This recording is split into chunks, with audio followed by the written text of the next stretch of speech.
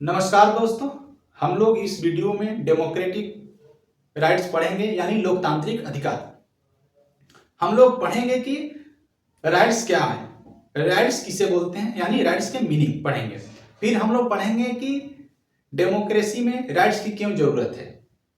ठीक है। फिर हम लोग देखेंगे कि राइट्स के कई प्रकार होते हैं, जैसे फंडामेंटल राइट्स जिसे मौलिक अधिकार बोलते हैं, कॉन्स्टिट्यूशनल राइट यानी संवैधानिक अधिकार, ह्यूमन राइट्स यानी मानवाधिकार, और बहुत सारे राइट्स हैं जैसे कि कानूनी अधिकार। ठीक है।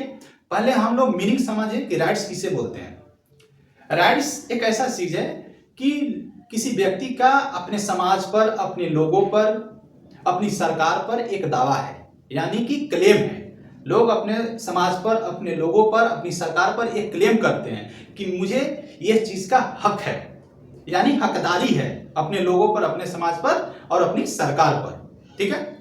और यह भी बताता है अधिकार कि हम नागरिक होने के नाते, किसी देश का व्यक्ति होने के नाते, मनुष्य होने के नाते, मानव होने के नाते हम किस चीज का हकदार हैं।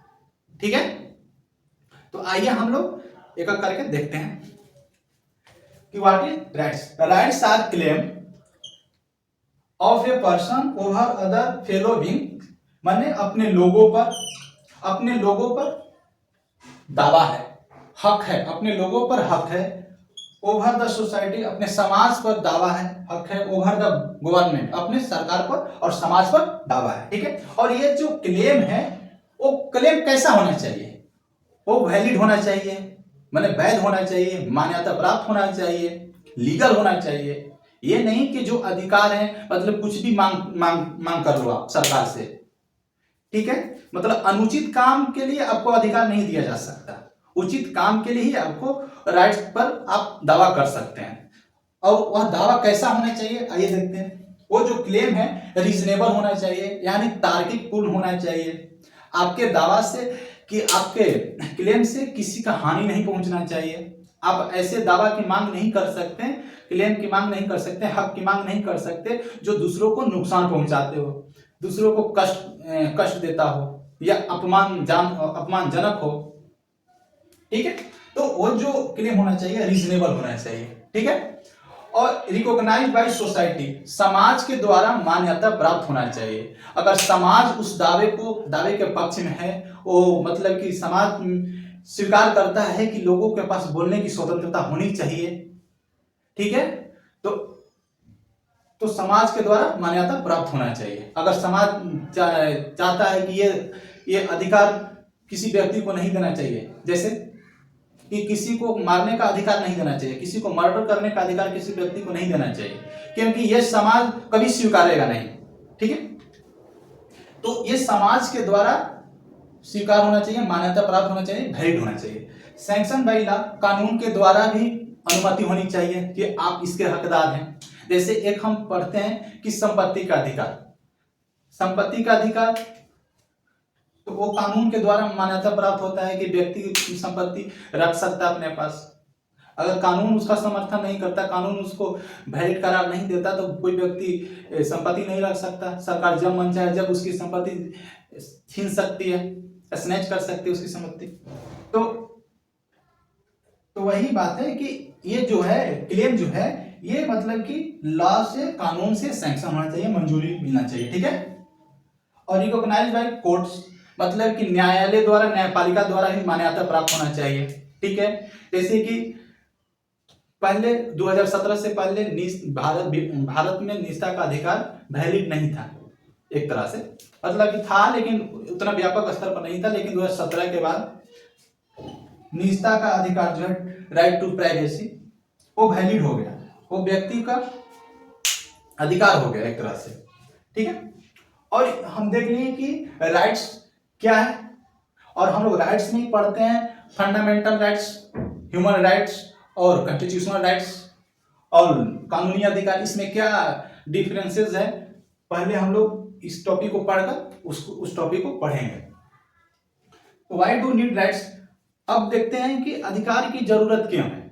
हम तो मीनिंग देख लिए कि राइट्स क्या है, अब हम लोग देखेंगे कि राइट्स की जरूरत क्यों है, यानी कि इंपॉर्टेंस, एक तरह से इसका इंपॉर्टेंस क्यों है वो पढ़ेंगे।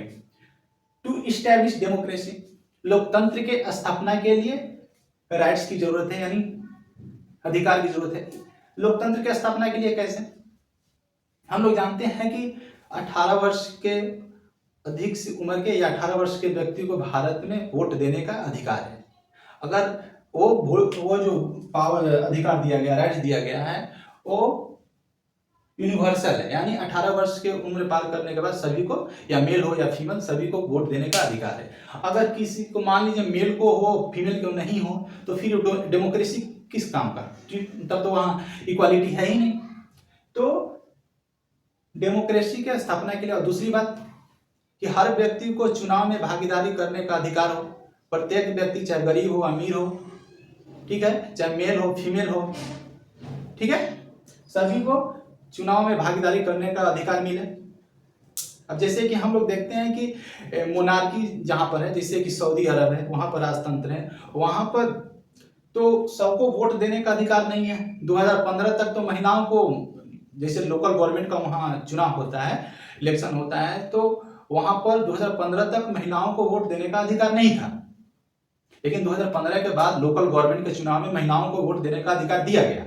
हालांकि वहां पर जो हेड ऑफ स्टेट है, चाहे हेड ऑफ गवर्नमेंट के चुनाव में मोनार्किज्म ही रंग कर रही है, यानी राजतंत्र। वहां पर राजा का बेटा ही राजा बनता है। भारत जैसा डेमोक्रेसी नहीं है कि यहाँ पर जो हेड ऑफ गवर्नमेंट है या हेड ऑफ स्टेट है लोगों के द्वारा चुना जाता है, ऐसा वहां पर नहीं है।